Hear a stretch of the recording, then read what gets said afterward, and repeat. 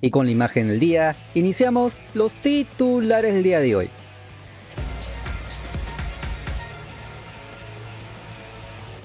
Y en Oceanía, un peruano llegó a la final.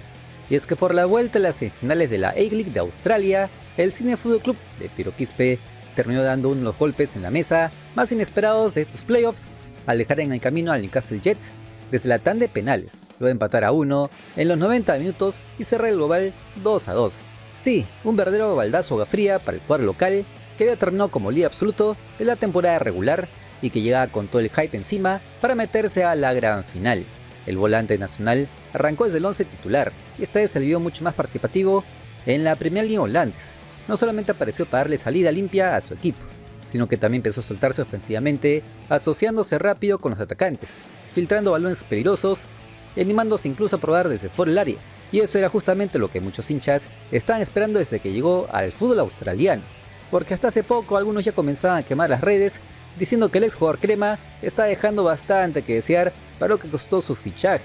Pero esta vez el panorama fue distinto, porque además del desgaste defensivo, donde se le vio recuperando pelotas, metiendo cortes importantes y compitiendo fuerte en los duelos individuales, terminó siendo decisivo en la jugada más caliente del compromiso.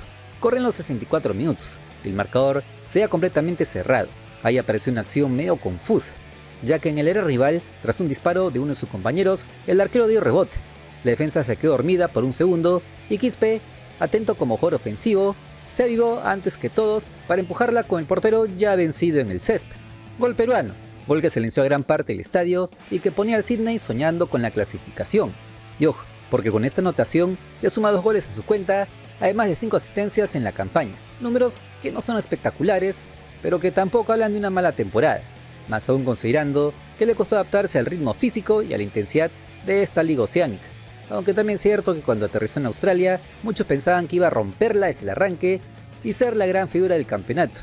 Eso todavía no pasa, pero actuaciones como esta hacen pensar que quizás el peruano recién está encontrando confianza en el tramo más importante del torneo. Ahora, volviendo al partido, cuando parecía que el Sydney tenía todo controlado y ya acariciaba la clasificación a la final, vino el golpe inesperado, porque en los descuentos del partido apareció Eli Adams para marcar el empate al minuto 96 y mandar toda la definición desde los 12 pasos. Ahí el partido cambió completamente de ambiente, los nervios se apoderaron de todos y parecía que el Newcastle Jets tenía el impulso emocional para liquidarlo en los penales, pero el gran héroe de la noche terminó siendo el arquero Devenish Mares, que tapó 2 disparos y se convirtió en la figura absoluta de la clasificación. De esta manera el equipo de los Sky Blues terminó avanzando contra todo pronóstico y eliminando al mejor equipo de la fase regular, un resultado que en Australia ya muchos catalogan como el gran batacazo de los playoffs, aunque no fue el único, porque ahora tendrán que cruzarse en la gran final con el Auckland Football Club, otro cuadro que sorprendió eliminando nada menos que a la Adelaide United, con un contundente 3-0 en condición de visita. O sea, nadie esperaba esta final adelantada entre los equipos que venían desde atrás, y que hoy están dejando claro que en estas instancias el favoritismo sirve de muy poco. Aunque si vamos a lo que nos interesa, lo que esperamos es que Piero Quispe mantenga ese nivel en la recta final del campeonato, porque si logra cerrar el torneo siendo campeón, o al menos teniendo actuaciones decisivas, tranquilamente podría volver a estar en carpeta de mercados más competitivos. Se rumora incluso que desde la Major League Soccer o de la Liga Mexicana ya estarían siendo de cerca sus partidos. Veremos si este cierre de temporada termina siendo ese empujón que tanto necesita para relanzar su carrera profesional. Porque siendo sinceros, la selección peruana requiere que futbolistas como Quispe recuperen protagonismo en el extranjero, sobre todo pensando en el largo camino clasificatorio rumbo al Mundial del 2030. Y vamos con el resumen FAS de la fecha 6 de la Liga 2 del 2026. El pasado lunes acabó esta jornada y ya empiezan a verse algunos equipos que toman ventaja en sus grupos. Como se venía diciendo desde fechas anteriores, el Deportivo de Acuabamba sigue siendo el club más sólido del torneo, mientras que el Comerciantes de Quito continúa marcando el paso en la otra serie. Arrancamos en el grupo 1, donde lo del Yacoamba ya no parece casualidad. El cuadro liberteño volvió a ganar, esta vez derrotando al César Vallejo y mantiene el puntaje perfecto en el campeonato.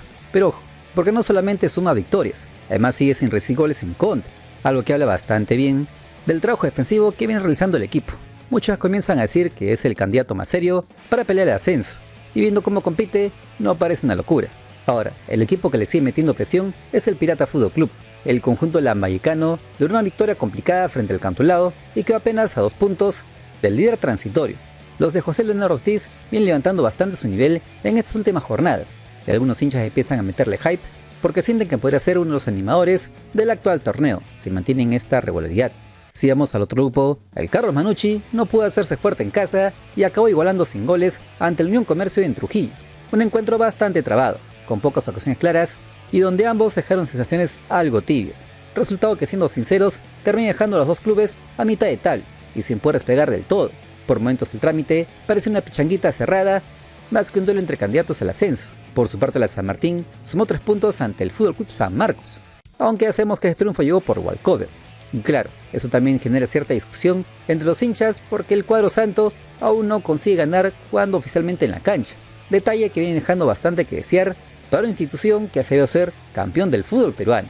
Si revisamos como la tabla del grupo 1, el Yacoamba continúa liderando con comodidad gracias a sus 12 unidades, mientras que el Pirata aparece como su perseguidor más cercano, para indicar que ambos equipos empiezan a perfilarse como los clubes más fuertes de esta serie. Donde el Comerciante sigue firme en la parte alta, el equipo de Iquitos pudo rescatar un empate sin goles en su visita al Unión Mina de Cerro de Pasco y continúa invicto en la temporada, aunque ojo, el cuadro minero también mantiene esa condición de no perder, pero tiene un dato bastante curioso. Todavía no ha podido ganar ningún partido y prácticamente viene empatando fecha tras fecha, 5 partidos, 5 igualdades. Otro compromiso que acabó en 0 fue el duelo entre el Tacna Heroica y Alianza Universidad de Huánuco, un encuentro muy peleado en mitad de cancha, con pocas ocasiones claras y bastante tensión porque ambos requerían sumar puntos para no perder terreno en la pelea, y aunque el resultado no terminó de convencer a muchos, el equipo sureño sigue prendido arriba y continúa estando en carpeta como uno de los equipos más competitivos del grupo. Ahora, donde sí las cosas siguen complicadas es con el binacional.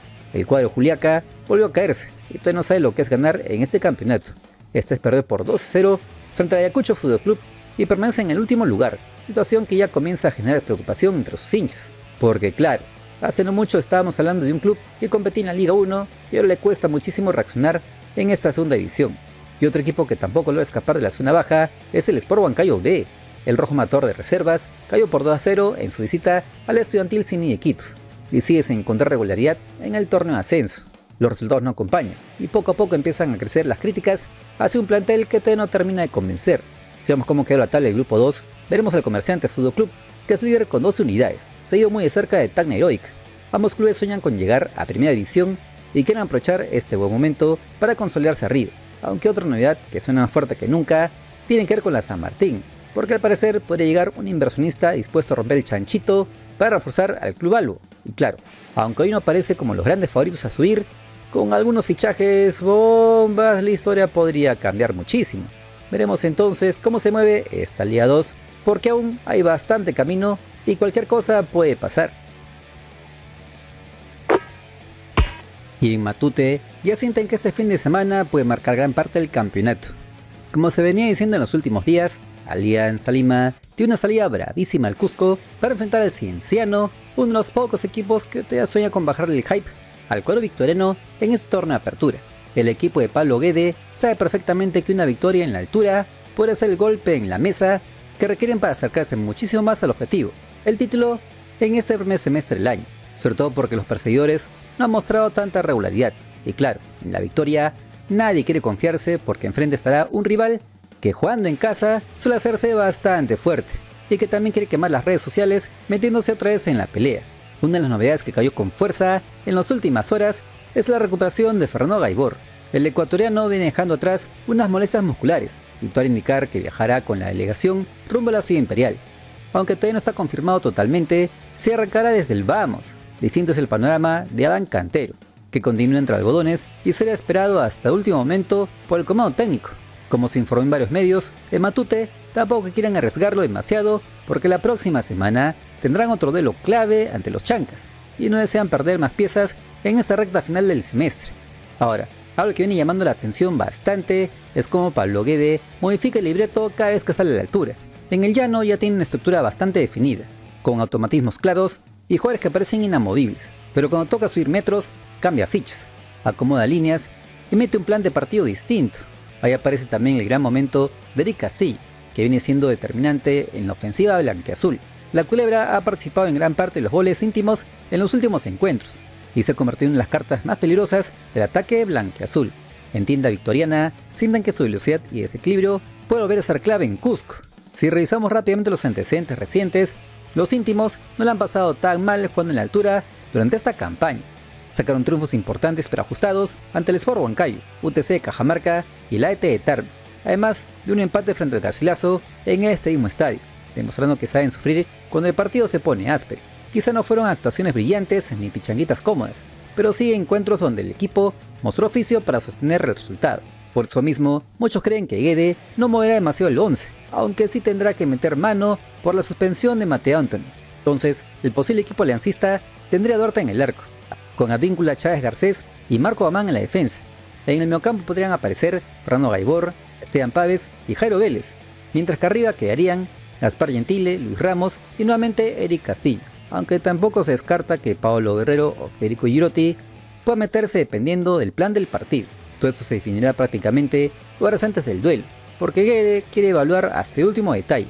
Y claro, el pueblo blanquiazul espera que no haya un baldazo de agua fría justo cuando la apertura parecía totalmente definida.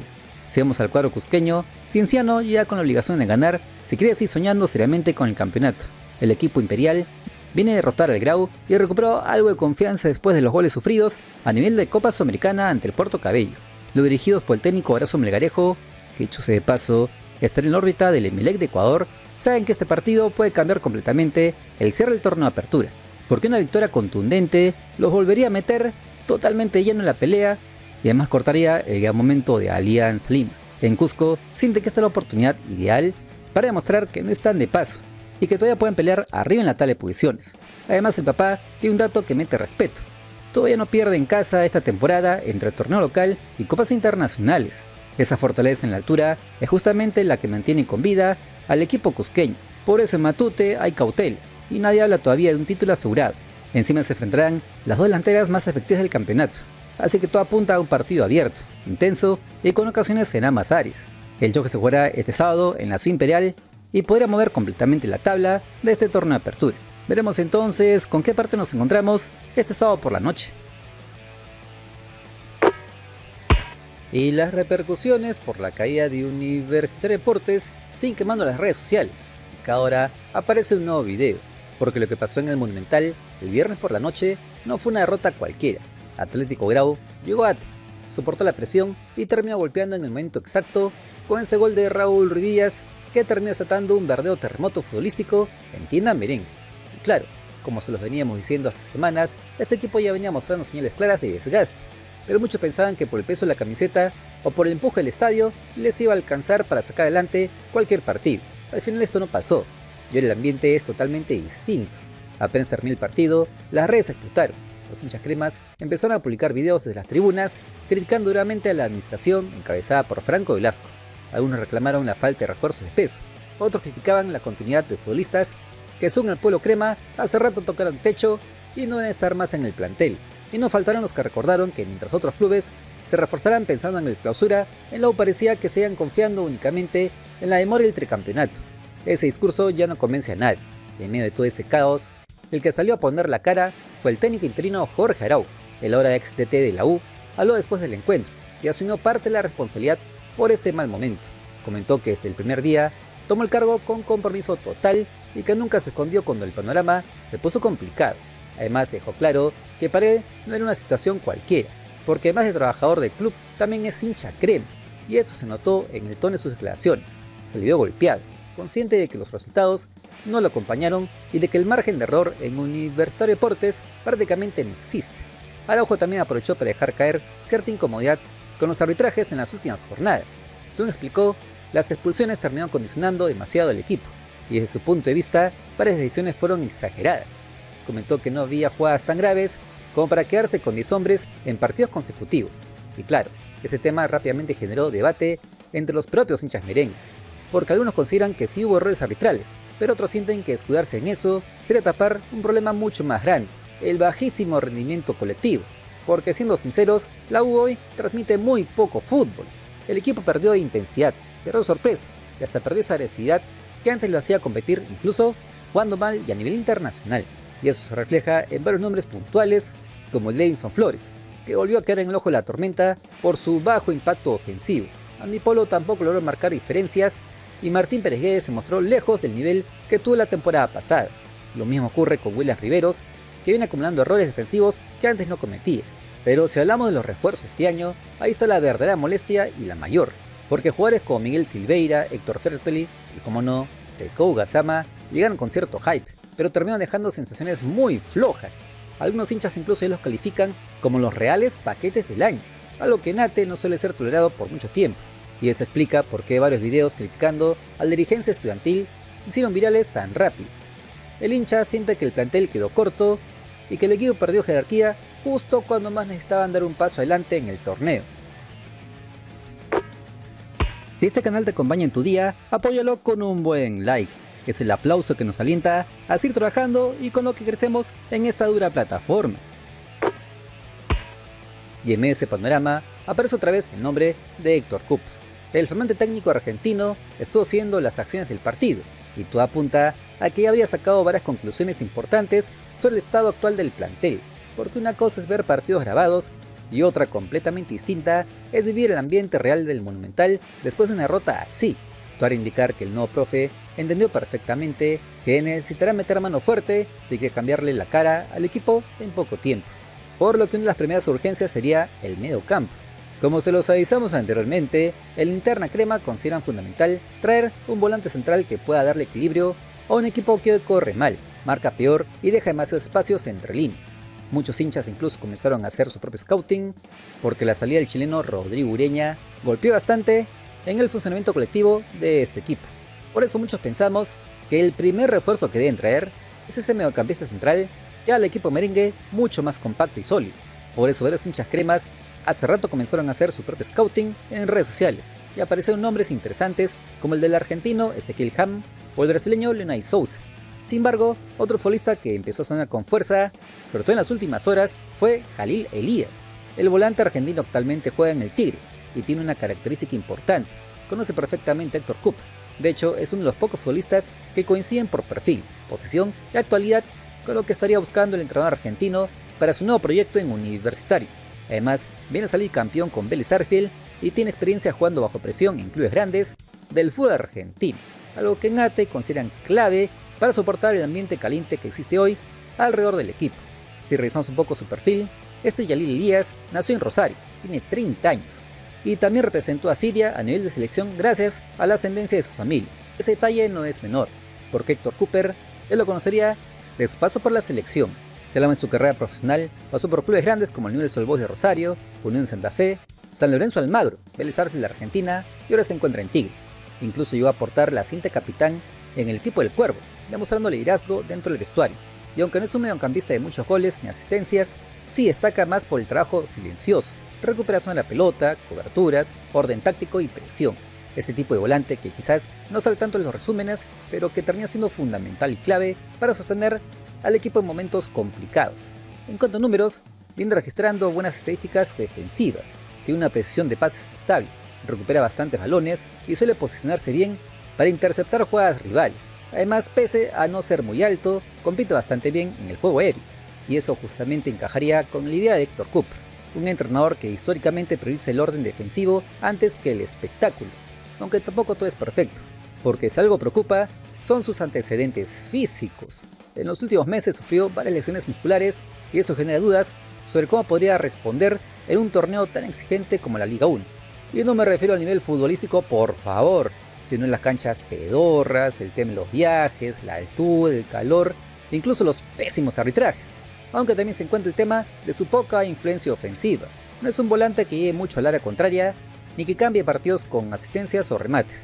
Su función pasa más por destruir juego rival y darle estabilidad al mediocampo. Y justamente eso sería lo que busca este universitario de Héctor Cooper, porque quedó clarísimo que ante el Grau, el equipo necesita recuperar equilibrio urgentemente. La defensa está sufriendo demasiado, el medio no logra sostener los partidos y arriba falta contundencia. Por eso también se habla de la llegada de un nuevo delantero que pueda competir seriamente en ataque y darle variantes en la ofensiva al plantel para el torneo clausura. Veremos entonces cómo se mueve la dirigencia crema en ese mercado, porque el margen de error ya se acabó y el hincha no va a tolerar otro semestre igual. La obligación es pelear el tetracampeonato y asegurar presencia en la Copa Libertadores del próximo año, aunque el panorama sea bastante complicado. Pero, ¿tú qué piensas? Ya sabes que te leo atentamente en comentarios, porque somos el único canal que responde a todas tus opiniones con mensaje de voz. Ustedes son lo máximo.